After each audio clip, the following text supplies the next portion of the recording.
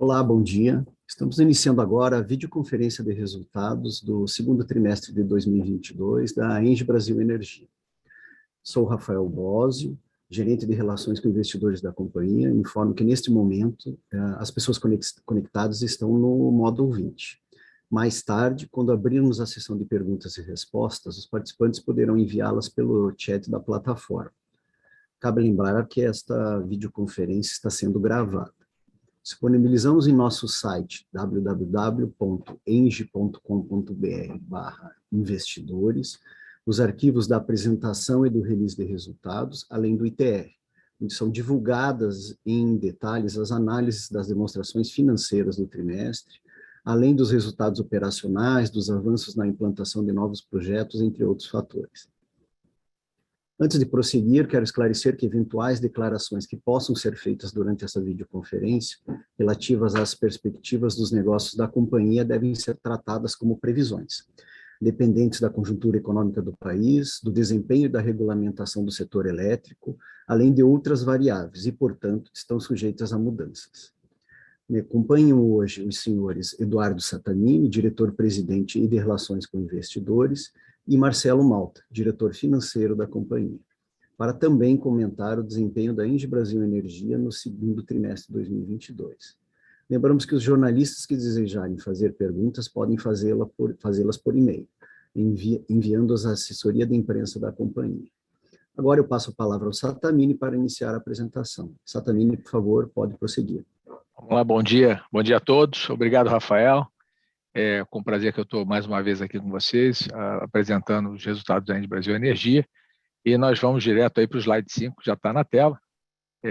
O modelo nosso de apresentação tem sido bastante rápido, ágil, né, indo direto ao ponto nos principais elementos dos slides e deixar bastante espaço aí para a gente entrar em perguntas e respostas, que é onde a gente vai atender realmente as grandes necessidades, porque esses dados vão estar, como o Rafael disse, disponíveis aí nas nossas apresentações no nosso site. Então, a gente começa pelos destaques financeiros, né? O EBITDA ajustado nosso crescendo 23,8% de trimestre a trimestre, 15,4% de semestre a semestre, comparando o ano passado e esse ano. Isso basicamente demonstra aí que a nossa estratégia de crescimento e a realavancagem da companhia desses últimos anos, ela vem dando resultado, e os investimentos que estão sendo feitos começam a aparecer nos volumes de energia, na capacidade também de geração de receita. No caso aqui, o lucro líquido ele também teve um crescimento significativo de 20,4% trimestre a trimestre, 20,3% semestre a semestre, mas também ainda sofre grande impacto da aceleração inflacionária, né? Como vocês sabem, o nosso resultado é impactado, nós temos dívida vinculada, indexada aos índices inflacionários, principalmente o IPCA, que também inflaciona a nossa receita, mas no momento em que a gente tem a aceleração da inflação, a gente tem, primeiro, a despesa financeira sendo aumentada e somente ao longo do tempo é que o preço dos nossos contratos são reajustados, né? Então, a gente vê esse descasamento e sempre começa a acontecer quando você está num ambiente inflacionário de mais alta inflação.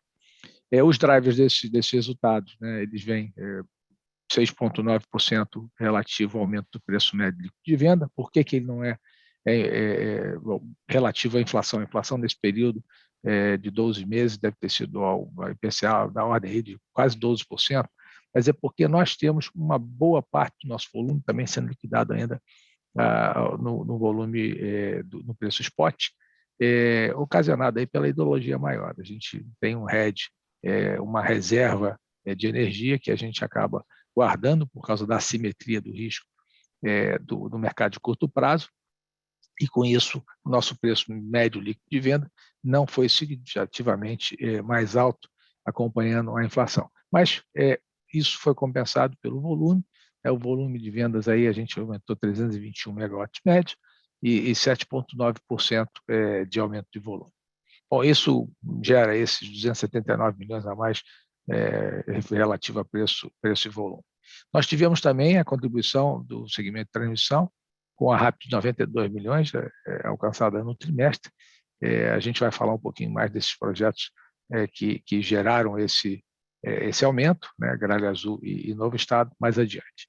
E o resultado da CCEE, como a gente mencionou, é positivo em relação ao trimestre anterior, basicamente pela ideologia mais favorável que a gente encontrou no ano de 2022 em relação a 21.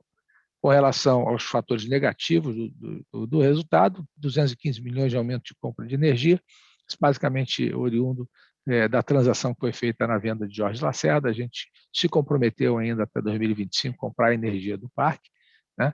E aí, sim, nós teremos a descarbonização total do nosso portfólio de energia também. A gente vai falar um pouquinho depois da venda de Pampa, né? Mas ela está andando relativamente bem, conversando aí com os players interessados, e a gente espera que no próximo semestre, nesse semestre, a gente possa ter uma boa notícia para vocês com a descarbonização total dos nossos ativos. O resultado financeiro a gente já falou, principalmente impactado aí pela correção monetária e pelos juros. Vamos para o próximo slide, por favor. Aí nós passamos para os destaques não financeiros, né? Dentro da nossa estratégia de crescimento, nós arrematamos o lote 7, utilizando a transmissão da ANEEL 01/2022. Esse lote é um lote associado à nossa subestação de Itacaiúnas, do projeto Novo Estado. A gente acabou a gente vai falar mais adiante dele, mas a gente acabou conseguindo conciliar desconto e prazo, de forma que a gente tem uma boa rentabilidade e conseguiu ser bastante competitivo. O leilão foi muito competitivo, a gente ainda vê alguns players com um nível de agressividade que vão além da nossa racionalidade financeira, mas a gente, nesse lote, está confortável, que a gente é um lote pequeno, que a gente vai conseguir lograr êxito de fazê-lo de forma rentável e sustentável.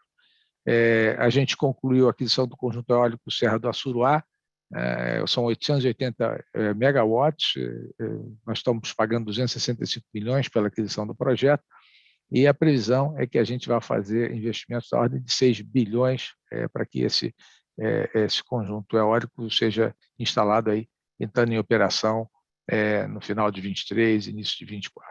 Né? Desculpa, aliás, 24, no ano de 24.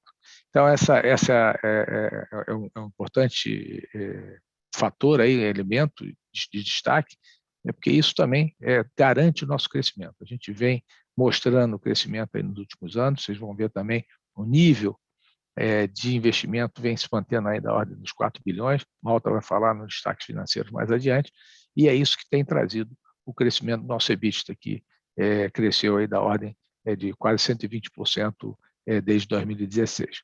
Próximo slide, por favor.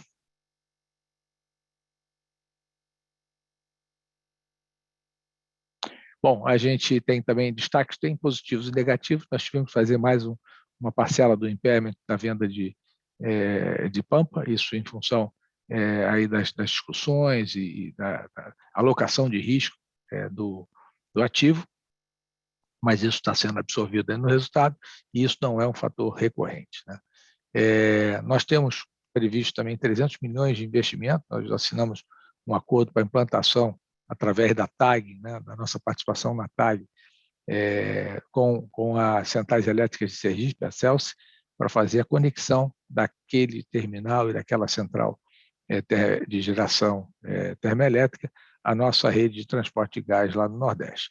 Isso é um elemento importante, né, porque é fundamental que todos os agentes do mercado de gás estejam conectados na rede de transporte para que a gente tenha um mercado eficiente, a gente possa otimizar os recursos desse segmento. Então, é com muita satisfação que a gente anuncia isso, né, e é um investimento que também vai trazer retorno adicional para a TAG. Nós tivemos a premiação da Exame, onde nós fomos considerados a melhor empresa de ESG de 2022, que nos dá muito orgulho, e foi promovido pela Exame, pela Escola de Negócios do MEMEC. E a última notícia desse slide é que a gente iniciou a operação remota da hidrelétrica de Itá, né, a maior usina da ENDE operada pelo Centro de Operações aqui. Com isso, a gente alcança 60 usinas operadas remotamente e 71,6% da geração total da companhia. A gente, lembrando, uma parte das usinas não são operadas daqui, porque elas são usinas antigas, com seus controles analógicos ainda, a gente vai mudando para controles digitais, mas é um investimento bastante relevante, né, que tem que ser feito para que a gente possa trazer a operação para cá. E em alguns ativos não se torna econômica essa decisão, né? Eu tenho uma economia bastante significativa de recursos humanos, né, porque a operação na usina fica durante o horário comercial e somente 24/7 aqui dentro da sede, mas em alguns ativos o investimento necessário para transformar a usina em usina totalmente digital, controlável remotamente, ele é superior à economia de custo. Então, a gente vem tomando essas decisões com base na economicidade do investimento, né? Passamos aí aos indicadores de ESG. Nós continuamos crescendo aí com capacidade instalada em percentual de renováveis, né? Muito proximamente teremos aí 100% da nossa capacidade de renovável. A intensidade de emissões, isso aí é uma proxy do que a gente verá com a venda de Pampa. Pampa, nesse trimestre, fez uma parada para fazer consertos na caldeira, né, necessários, e a gente acabou esticando mais ainda, porque o PLD estava muito baixo, então não justificava operar, o PLD estava abaixo do custo variável da usina. Então, isso aí demonstra aí o que vai acontecer com a nossa intensidade de emissões e emissões totais com a redução, com a venda de Pampa, né? Ou seja, a empresa basicamente totalmente renovável, a gente vai ficar aí com o escopo 3, basicamente, né? Captação de água, consumo de água também, né? No caso de Pampa, Pampa é uma das principais consumidoras de água, a necessidade do vapor para a geração termoelétrica, e isso também demonstra que vai haver uma redução significativa. Subimos o percentual de mulheres na nossa força de trabalho, isso é um esforço que a gente vem constantemente fazendo, né? Temos alguns programas específicos para operadoras mulheres, estagiárias de engenharia, porque é na área de operação que a gente sente a maior carência, né? A gente tem muito pouca mulher escolhendo essa profissão técnica, profissões técnicas, e é isso aí que a gente precisa incentivar e criar condições para que a gente possa atrair essas mulheres para a nossa força de trabalho, buscando aí a gente ter uma força mais equilibrada em termos de gênero, né? E com relação aos investimentos sociais, responsabilidade social, nosso objetivo é sempre alcançar 100% do uso de recursos incentivados, né? A gente, obviamente, acaba despendendo outros recursos também em responsabilidade social associada a projetos, etc. Mas com relação à participação dos recursos incentivados, a gente busca sempre ter 100% deles aplicados em bons projetos através do nosso Comitê de Sustentabilidade. Próximo slide, por favor. Comercialização. Bom, aqui na comercialização, o principal ponto é que a gente já considera o projeto da Serra da Suruá no nosso portfólio, né? Então, com isso, a gente tem um pouco mais de energia disponível a partir de 2025. Né? Lembra que a parte disponível que a gente tem em 22 e 23, 24, ela tende ali a cobrir o nosso RED hidrológico, né? Então, a gente precisa ter uma energia descontratada ali para absorver eventuais secas, né?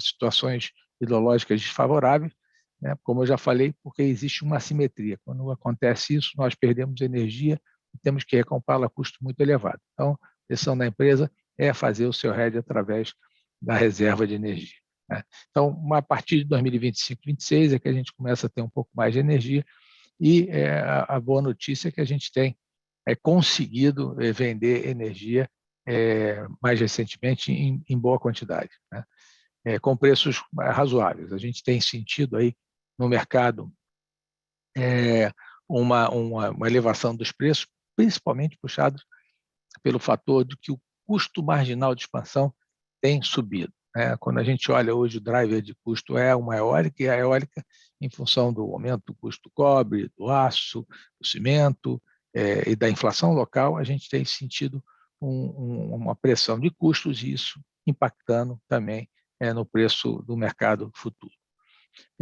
No lado direito, a gente fala um pouquinho de risco de venda, né? A gente procura diversificar, né, em vários segmentos.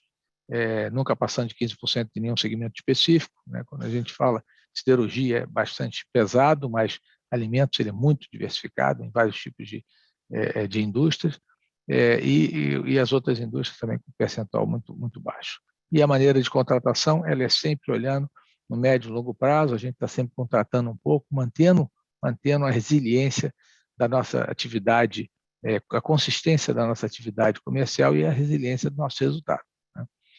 Vamos para o próximo slide. Nós está falando um pouquinho de consumidores, a gente vinha crescendo bastante o número de consumidores até 2020.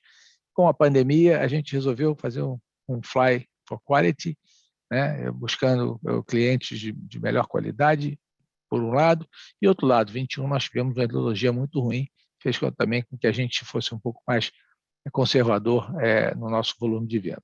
E aí temos mantido aí entre os semestres 21 e 22, no mesmo nível, mesmo patamar, quantidade de clientes. Aqui na direita a gente tem os principais indicadores da parte comercial. Vamos para o próximo slide, por favor. Expansão, né? A gente está implementando o conjunto eólico Santo Agostinho, com 434 megawatts de capacidade instalada, o início da operação já no final desse ano, e são 70 aerogeradores, a gente está com 100% das bases concretadas, com a subestação 63% com avanço físico, e a gente espera começar em breve a montagem dos equipamentos. O próximo. Gralha Azul, eu acho que é o último trimestre que a gente vai apresentar esse slide, ela está com 94% da RAP efetivada, agora só os 6% restantes dependem da entrada de algumas linhas da distribuidora conectando na última subestação, que é a Irati. Se isso acontecer até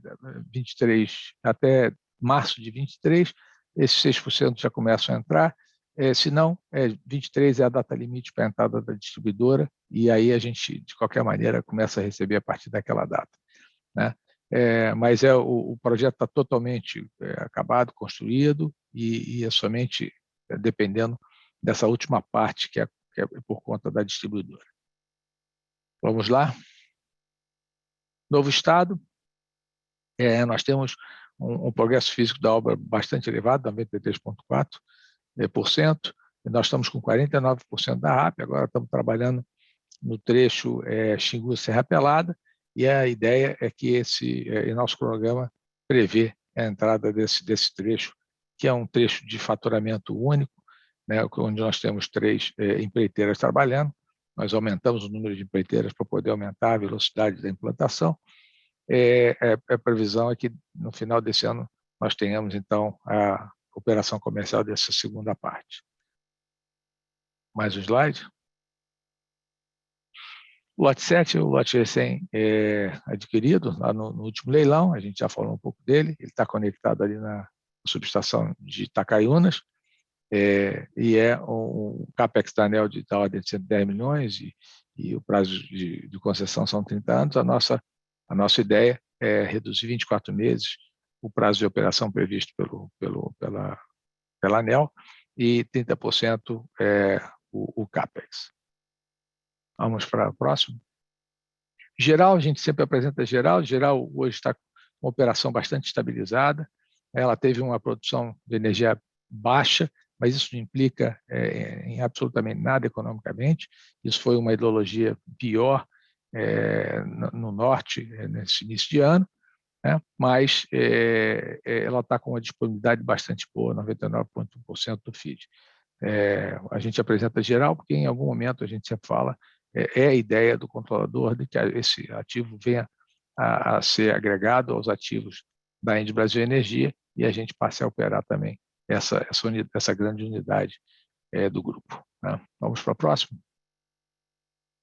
Nós falamos do projeto de desenvolvimento, então aqui é muito importante destacar, a gente vem crescendo no nosso pipeline, a gente vem observando oportunidades de gerar crescimento futuro, e por isso também a gente tem e tomou a decisão nesse trimestre nesse semestre, desculpa, de reter um pouco os dividendos, né, dentro da nossa decisão conservadora, de que se a gente tiver necessidade, a gente está tendo já, né, aqui a decisão de investimento em Serra do Assuruá, com 880 mega, pode ser que alguns dos outros projetos também a gente consiga implementar, né, no futuro próximo, então a gente está fazendo uma distribuição conservadora, não que isso não possa mudar até o final do ano, se a gente não lograr êxito em algum dos projetos, a gente volte a distribuir 100%, mas a decisão hoje é conservadora para garantir aí o nosso fluxo de caixa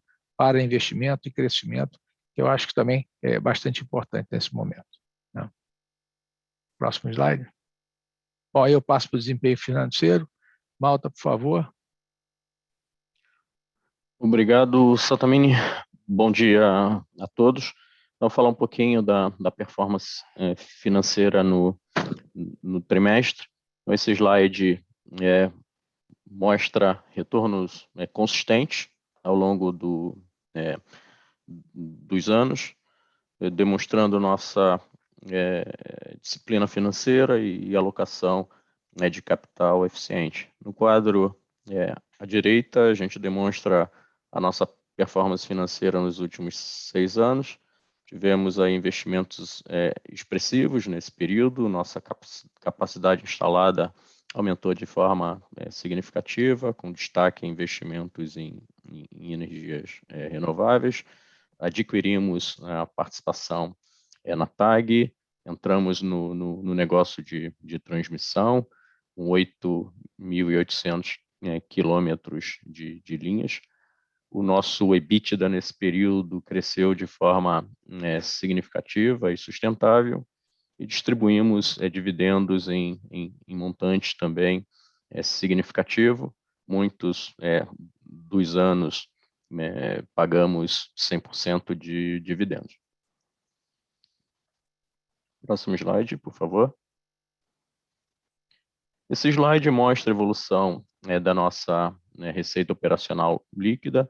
Parte dessa evolução já foi citada pelo Sattamini.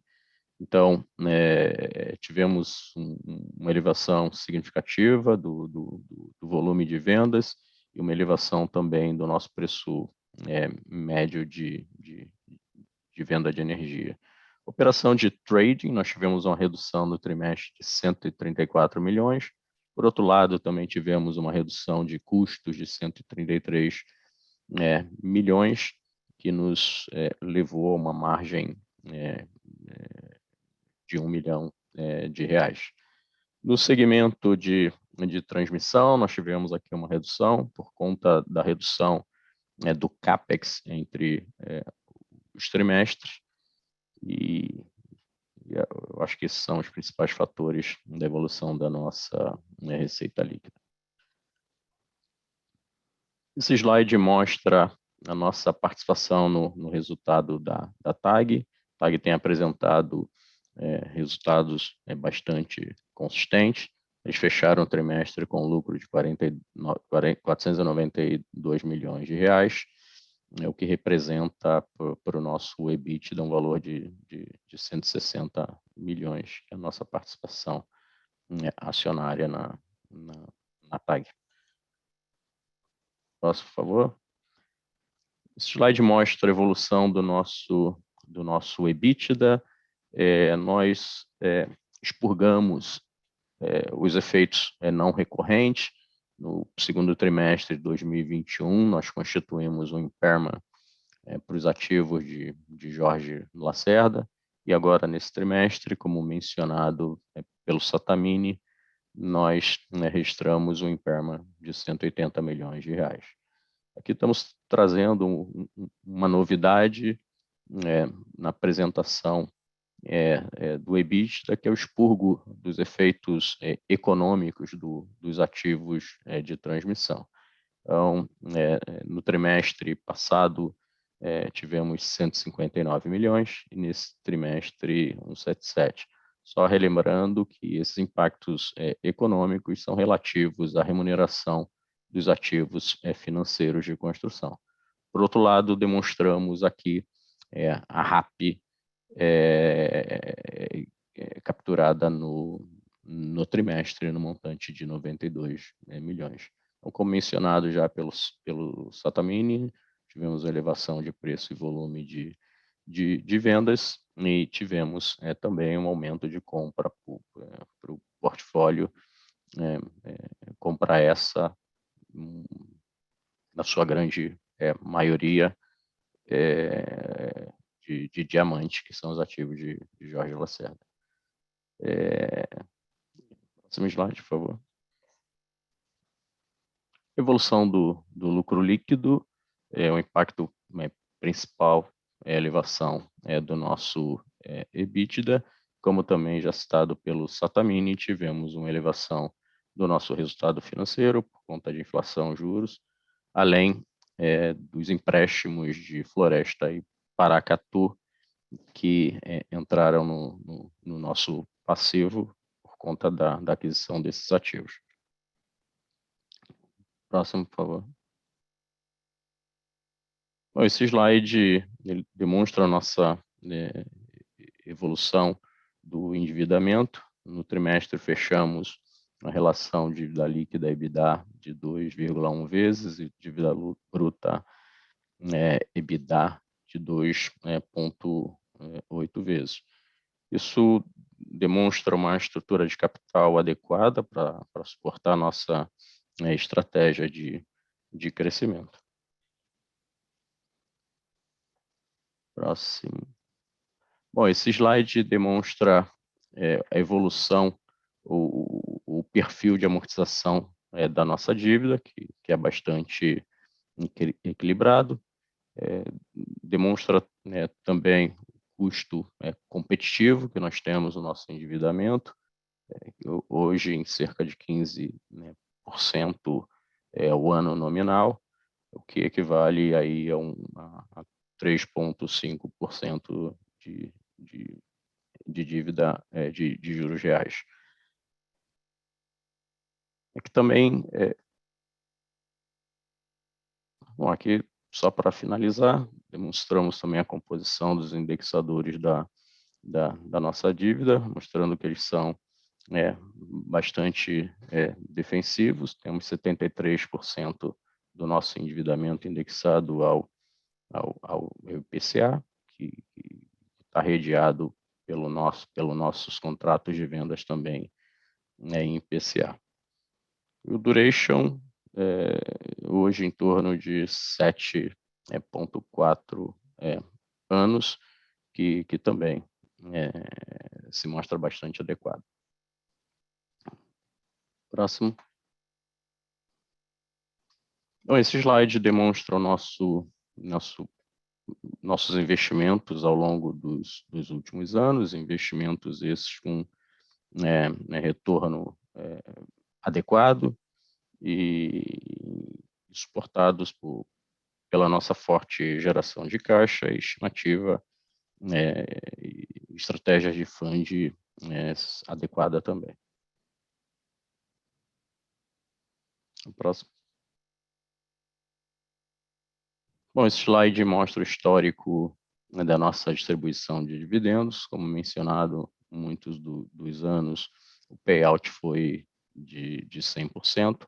Nesse trimestre, como já mencionado pelo Sattamini, os dividendos distribuídos serão de 55% do nosso lucro.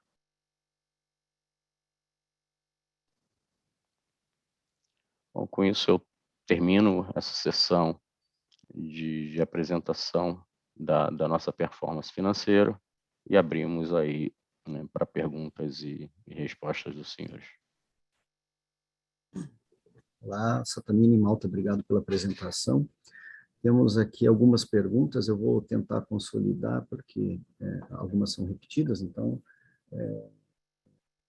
vamos ter em torno de 5 perguntas, tá? Começando com a pergunta do Renan Urich, nosso investidor lá do Clube de Investimento Infinity. Ele pergunta qual o cenário base em relação à transferência digital. Ainda existe expectativa de a usina ser transferida para a Engie Brasil Energia?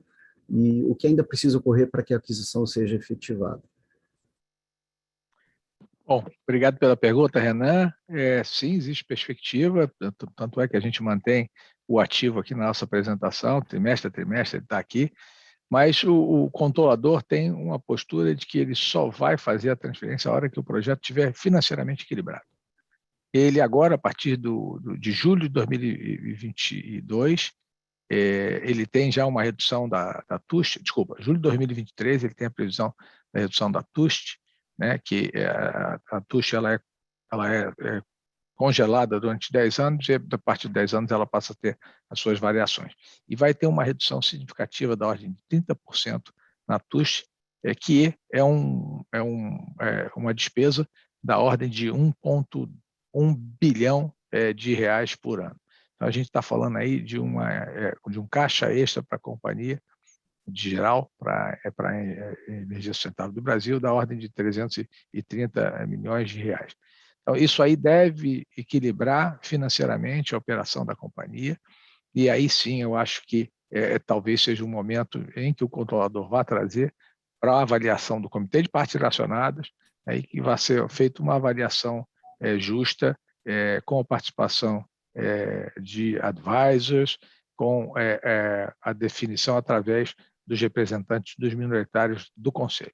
Então, deve sim, a gente deve ter um movimento aí em 2023, muito provavelmente, de começar a estudar essa transferência, que sempre foi a ideia original, mas que em função das dificuldades vividas aí por esse projeto estruturante, grande porte, teve atraso, teve cost overrun, custo capex adicional, isso tudo fez com que e o GSF, a crise hídrica que a gente sofreu aí de 2012 para cá, tudo isso fez com que o controlador ficasse preocupado em não trazer problema para a nossa companhia, mas esse problema se resolvendo, a gente vai sim começar a avaliar essa transferência de forma bastante profissional, competente e isenta, né? Obrigado, Saturnino. Próxima pergunta vindo Arlindo Souza, a sell-side do Traders Club. Bom dia, parabéns pelas entregas. Atualmente a companhia possui confortáveis níveis de endividamento. Vocês têm alguma meta de estrutura de capital, especialmente para o financiamento dos projetos de expansão, como, por exemplo, a Suruá?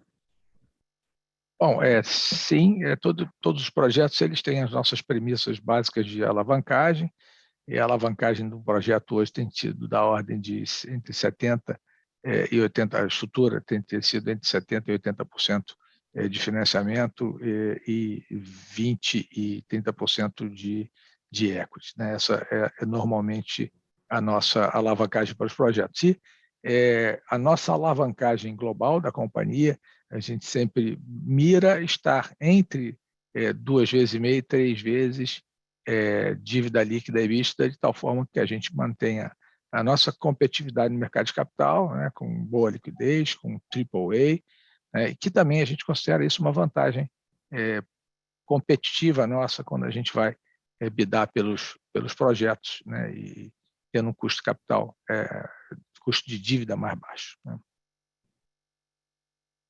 Obrigado, Saturnino. Próxima pergunta vem do Marcelo Sá, analista sell-side do Itaú BBA. Vocês mostraram um capex de 6 bilhões para 880 mega lá em Assuruá, e ele fez a conta aqui de 6,8 milhões por megawatt instalado, né, para esse projeto, que ele considerou um capex bem elevado, mas em linha com o que ele alega, né, está escutando no mercado. Que nível de preço de energia seria necessário para viabilizar esse parque e qual é o fator de capacidade esperado? Aí ele tem mais uma, qual seria a estratégia mais algumas, né? Estratégia de comercialização dessa energia e se seria de contratar 70% do volume antes de começar a construção ou não. Então vamos começar ali e depois eu vou complementando, Saturnino, para manter uma ordem, né? Ele está perguntando o fator de capacidade e nível de preço esperado para viabilizar o projeto. O fator de capacidade não tem de cabeça, mas é por volta, depois a gente pode te dar, Marcelo, pode informar o mercado, da ordem. 45, 46%, só para... Acabei de fazer uma continha aqui para te ajudar. Isso aí. E aí eu vou te dizer o seguinte, realmente é mais alto do que a gente estava vendo, o CAPEX por megawatt instalado. Como eu falei no início da apresentação, ele vem subindo. né? E isso vai requerer, obviamente, dependendo da taxa de retorno esperado pelo investidor, nível de alavancagem, nível de risco, etc. Aí, preços acima dos 210 reais por megawatt-hora. Isso não vai ser muito difícil de ser daí. Isso é o que a gente entende ser o custo marginal hoje de implantação do novo projeto eólico. E isso deveria fazer com que os preços tendessem a esse nível no médio prazo. No curto prazo, às vezes, você pode ter desequilíbrios aí de oferta e demanda, o preço cair um pouco, pode ter estoque de projetos mais antigos que alguns players acabam vendendo, né, num ambiente competitivo por preços um pouco mais baixos, mas isso aí tende a acabar e os preços de eólica virem a ser os preços que vão determinar o preço de energia no futuro. Lembrando, né, que eólica e solar e biomassa e pequenas centrais elétricas deixarão de ter o desconto do fio a partir de 2026. Então, a partir de 2027, a hora que esses projetos todos que vão estar entrando em operação em 2026 estiverem contratados, não existirá mais energia com esse desconto fio. Então, isso levará o preço marginal à expansão ser o preço de mercado de uma forma geral, tá? Não só mais da energia incentivada, mas também da energia convencional. Então, assim, a gente entende que tem aí fatores que talvez no curto prazo estejam influenciando o preço, né? Boa hidrologia, né? Esse ano veio espetacular em relação ao que a gente viu nos últimos 10 anos. Só para ter uma ideia, nos últimos 10 anos a gente hoje tem um novo período crítico. O período crítico era 49 a 56, passou a ser 2012 a 2020, e entrando a hidrologia de 21 sendo homologada, 2021 também, como foi o pior ano da série, seria então também agregado ao novo período crítico. Ou seja, a gente viveu um período de hidrologia muito ruim, esse ano está muito bom, então os preços estão sendo influenciados por essa expectativa aí de retorno de uma hidrologia mais favorável. Mas, então, esses elementos estão influenciando preços no curto prazo, mas a tendência, sempre no mercado, é que os preços de médio e longo prazo sejam determinados pelo custo marginal de expansão, que é isso aí, da ordem de 210, dependendo do retorno do esperado pelo investidor, um pouco menos ou um pouco mais, né? Também eu estou vendo aqui, Rafael, que ele pergunta qual é a estratégia de comercialização dessa energia, como contratar. Essa energia a energia de Assuruá representará para nós cerca de 7% do nosso portfólio de contratos, né? Essa energia vai entrar no nosso portfólio, né? E vai ser vendida no momento adequado. A gente tem uma estratégia de contratação da nossa energia ao longo do prazo, e essa energia entrando no portfólio, ela vai ser contratada no longo prazo. A gente tem, diferente de muitos dos players que precisam vender e estar vendido porque ele não tem caixa suficiente ou não tem financiabilidade suficiente, a gente tem uma característica diferente, que nós temos um grande portfólio de energia, nós temos um grande volume de clientes e a gente consegue atender esses clientes. Então, não precisamos aí estar correndo de vender preço baixo nesse momento, influenciado pela boa hidrologia, e vamos ter momentos mais adequados de venda dessa energia no futuro próximo. Tá? Obrigado, Saturnino. Obrigado pelas considerações. As duas próximas perguntas estão relacionadas ao payout anunciado, né? Acredito que vocês já comentaram, basicamente questionando se já está definido que esse payout de 55% do primeiro semestre é o payout do ano. Acho que já foi comentado que não, né? Saturnino, você quer fazer mais alguns comentários? Não, assim, a gente conservadoramente preferiu distribuir 55% para que a gente não tenha aqui, em algum momento, né, ao fazer uma alavancagem elevada no momento de taxas de juros elevadas em função da inflação. Combate à inflação vai levar taxas reais já levou, né, taxas reais de juros a níveis muito altos, né? Então, assim, se eu precisar fazer investimento, eu prefiro não tomar uma taxa de juros elevada por um período muito longo. Então, essa é a ideia, né, da gente estar crescendo, não quer se expor a tomar recursos a taxas elevadas, e a gente pode ser que chegue no final do ano, a gente tem uma situação diferente, a gente volte a pagar 100%. Né? Se a gente olhar aí o nosso histórico, né, nos últimos 10, 15 anos, a gente teve 2 ou 3 vezes que a gente pagou 55%. Agora, lembrando que à medida que eu vou chegando no meu patamar, né, de endividamento ótimo, o que vai acontecer, eu tenho que medir o volume de investimento, distribuição, né, para que a gente possa manter crescimento e crescimento. Né? Então, é isso que a gente precisa estar de olho. Nós vamos continuar, se a gente estiver crescendo, o importante é que a gente está crescendo, não crescendo o percentual, mas está crescendo o volume dos lucros que a gente distribui. Isso é importante. A gente, de 2016 para cá, nós aumentamos nosso endividamento, e o que acontece é que nós aumentamos muito mais o nosso EBIT. Então, o que acontece? Cresce o bolo, pode ser que até o percentual diminua, mas o bolo está crescendo. Isso que é importante a gente ter em mente. Tá? Obrigado. Uma nova pergunta do Renan, agora olhando mais a longo prazo, acima de 5 anos, ele faz a pergunta com relação ao cenário de autoprodução, que está cada vez maior, especialmente por parte de empresas que hoje devem ser clientes da Engie Brasil Energia. Ele nos pergunta se isso nos preocupa de alguma maneira, se isso traria algum impacto em preço e qual seria a estratégia da empresa para não sofrer algum impacto. Nós fomos muito resistentes a entrar nesse esquema de autoprodução, né? Por uma razão simples, né? Tem uma assimetria entre benefício e investimento por parte do consumidor, né? O que a gente achava que acabava que uma conta ia parar na mão dos outros demais consumidores que não têm autoprodução. Mas como a gente viu o mercado andando nessa direção, a gente também tem hoje esse produto para oferecer para os nossos clientes de fazer autoprodução, eles entrando em sociedade conosco em projetos, já temos algumas conversas andando. Então, ou seja, isso vai impactar o nosso negócio? Não, nós só adaptamos a nossa postura comercial para atender a isso também.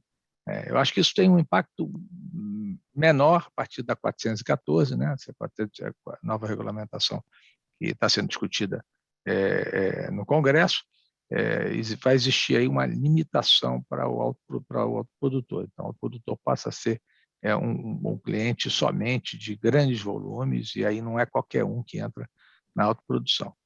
Então, a gente entende que a gente vai participar, sim, isso faz parte agora da nossa oferta comercial, mas talvez em algum momento esse mercado vai diminuir aí a sua aceleração. Né? Sattamini, obrigado novamente. Agora, uma pergunta relacionada à sustentabilidade do Flávio Ferraz, nosso investidor. Ele pergunta se o investimento da TAG não é conflitante com a política de descarbonização da empresa, Sattamini. Olha só, nosso ver, não.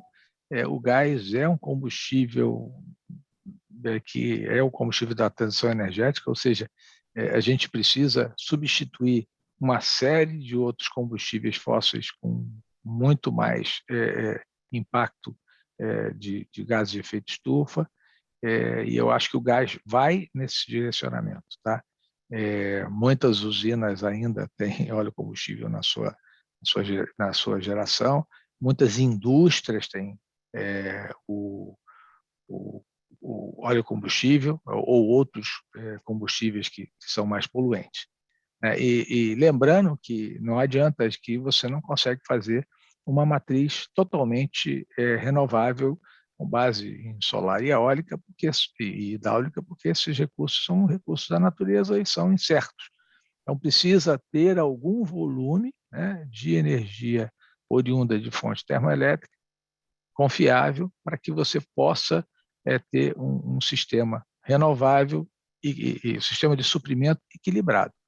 Então, a gente entende que é nesse direcionamento. Outro fator, né, que a gente entende é que vai haver uma greenificação, né, do gás ao longo do tempo, através do biogás, né, através da introdução do hidrogênio, maior na composição do gás. Então, isso também, de uma certa maneira, vai na direção de descarbonizar também nossos clientes.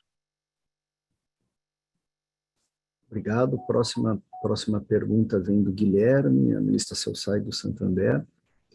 Ele pergunta se poderíamos comentar sobre como a empresa tem conseguido um preço médio de venda para o médio prazo, subindo acima da inflação. Acho que não chega a ser isso, né, também. E como isso se relacionaria com o discurso de sobrecapacidade impactando preços para baixo? Não, na verdade, a gente tem aumentado o preço, mas não acima da inflação, né? Sim, quando a gente vê preço de contratação, né, a gente vai olhar aí do trimestre para esse trimestre, está um pouco mais baixo que a inflação, né, o Rafael? E aí isso é impacto dessa pressão de preço na verdade, não seria nem da sobreoferta, seria em função da necessidade de muitos players de trazerem projetos para poder capturar o benefício do fio antes do término do prazo. Então, com isso, a gente acabou tendo aí uma postura muito agressiva de determinados players, e isso fez com que o preço do mercado fosse pressionado para baixo. Mas passando esse momento, a gente entende que não haverá como os preços não voltarem a patamares que sejam compatíveis com o custo de implantação de nova capacidade de geração. E aí, por isso que eu indiquei a vocês aí um preço de marginal de expansão um pouco mais alto, né, do que o que a gente estava vendo no mercado no passado recente. Né? Obrigado, Sattamini. Próxima pergunta vem do Bruno Ferreira, nosso investidor. Com relação aos dois principais ativos de transmissão, os efeitos da RAP no caixa serão integralmente sentidos a partir do quarto trimestre de 2022 ou pouco depois disso, ele pergunta. Nós passaremos a ter a 100% das RAPs a partir de março de 23. Lembra que a gente tem ali 6% ainda de gralha azul, né? E aí você só conterá um ciclo completo, né, de faturamento das RAPs integrais dos projetos a partir de março de 24, né? Temos 12 meses entre março de 23 e março de 24, conterão o valor integral desses dois projetos. Tá? Uma pergunta... Quer completar, Rafael? Não, é isso mesmo, né, Sato? A partir de março a gente irá atingir 100% lá em Gralha Azul, um novo estado, a previsão final desse ano, então, no máximo início do ano que vem, até março já deve também estar em operação. Então teremos aí, em 24, será o primeiro ano cheio de contribuição aos resultados. Né? Partindo para a próxima pergunta, do Gustavo Faria, do Bank of America, ele nos pergunta se a gente poderia comentar sobre o recente leilão da C3E Geração, Sattamini, se nós chegamos a analisar o ativo e por que não decidimos participar. Bom, nós decidimos não participar porque a gente entendeu que tinham muitas pequenas participações, apesar de você ter ali umas 3 ou 4 usinas que compreendessem quase a totalidade. A gente achou que tinha participações de Eletrosul, né? Tinha algumas complicações societárias que a gente entendeu não seria interessante para a gente entrar. Então, foi basicamente isso. Além disso, basicamente isso. Agora, para dizer que não é porque a gente não quer investir em nova capacidade hidrelétrica. Porém, né, também tem um fator de que a gente entende que investimento em solar e eólica ele vai trazer uma diversificação no nosso portfólio, que é majoritariamente hidrelétrico, e isso traz benefícios de gestão de portfólio para a gente. Tá? Então, não é porque é hidráulica, tem outras razões, mas a gente também tem um aspecto de preferir estar investindo em eólica e solar por causa da complementariedade que a gente teria no nosso portfólio majoritariamente de elétrico. Tá? Obrigado, Sattamini. A gente tem uma pergunta até bem relacionada a essa do Thiago, nosso investidor. Ele efetivamente pergunta se a gente tem interesse, pretende investir em hidrelétricas ou somente em eólica e solar, né? Acredito que você já antecipou um pouco a resposta. Já. Acho que já, né? Vamos para a próxima. A José Renan, nosso investidor pessoa física, nos pergunta quais são as perspectivas e planejamento em relação ao setor de transmissão. Se existe algum guidance ou perspectiva de aumentar o percentual da transmissão no top line da empresa. Repete, Rafael. Não. Desculpe, Sattamini, vou falar um pouco mais rápido. Então, ele pergunta qual o planejamento, nosso planejamento para o setor de transmissão.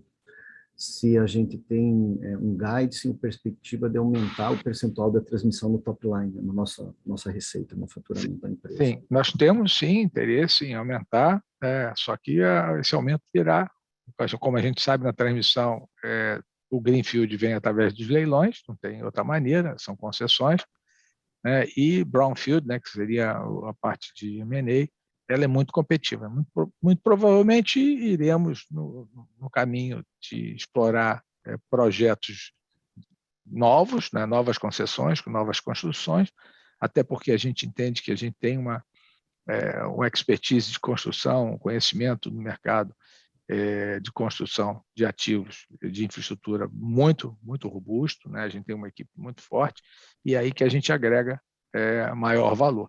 Então, a gente deve continuar buscando participar dos leilões e encontrar maneiras de sermos competitivos e rentáveis. Né? Não adianta ser competitivo sem ser rentável, porque assim, eu não vou devolver ao meu investidor o retorno que ele gostaria. Né? Obrigado, Sattamini. Próxima pergunta do Márcio Prado, da Vinland.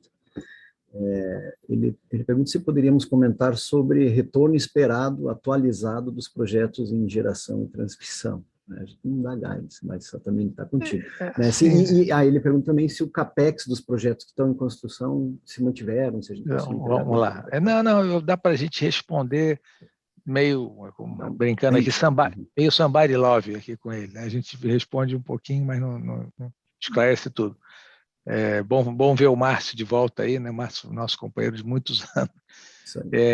O Márcio, a gente teve sim alguns problemas de CAPEX, principalmente os projetos foram desenvolvidos na época da pandemia e a gente teve algumas dificuldades de paralisação de obra e tal, né? Graças a Deus, hoje a Covid não representa mais um risco tão grande, né?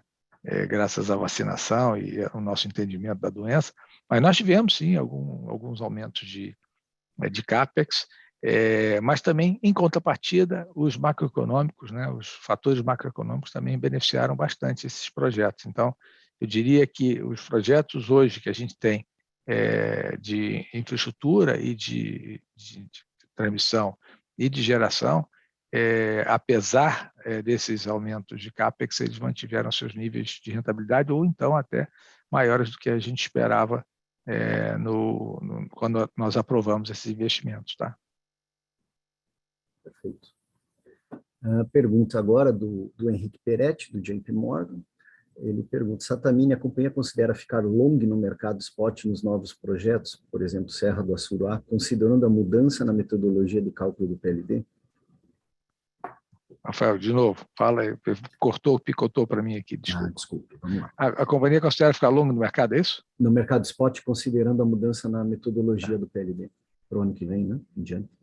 Assim, a metodologia do PLD é um fator importante, né? Porque ele aumenta a componente de risco e ele tende a aumentar o PLD. Isso é importante, mas isso não é a razão que a gente planeja ficar longa. A gente, na verdade, com a Assuruá, a gente está trazendo energia para o nosso portfólio, né? A gente, e com essa energia vai ser vendida dentro do portfólio, dentro daquela estratégia que a gente tem, lembra, de ter percentuais de energia descontratada para anos futuros e manter essa alimentado esse volume de contratos e recontratações que a gente tem com os nossos clientes. Essa estratégia é uma estratégia de estoque, né, de warehouse, como a gente chama, dessa energia. A gente não partiu para vender energia antes e garantir o fluxo, até porque, estou dizendo, que os preços oferecidos do mercado, no momento, não justificam esse investimento. Né? Então, o que a gente entende é que os preços vão tender a valores mais altos e vão entrar no nosso estoque.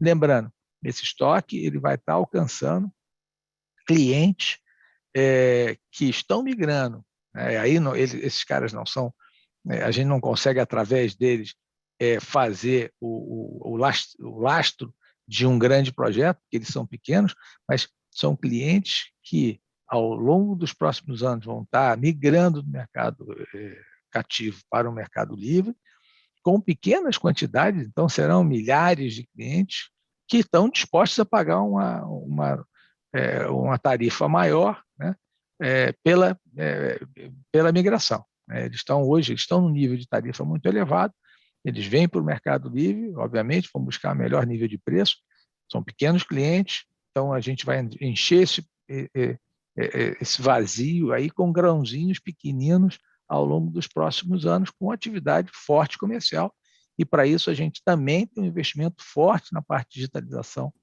da nossa força comercial. Tá? Perfeito, Sattamini. A gente está chegando no horário, eu vou fazer uma última pergunta, depois a gente retorna, tem mais duas perguntas em aberto com relação a Jirau e a Gás, e a gente vai entrar em contato com as pessoas. Então, eu vou fazer essa última pergunta, que é do Emerson Pereira, nosso investidor ele colocou aqui USP, né? Com relação à privatização da Eletrobras, se haverá mudanças relevantes no mercado de geração e transmissão que possam impactar a Engie. Sattamini, teus comentários.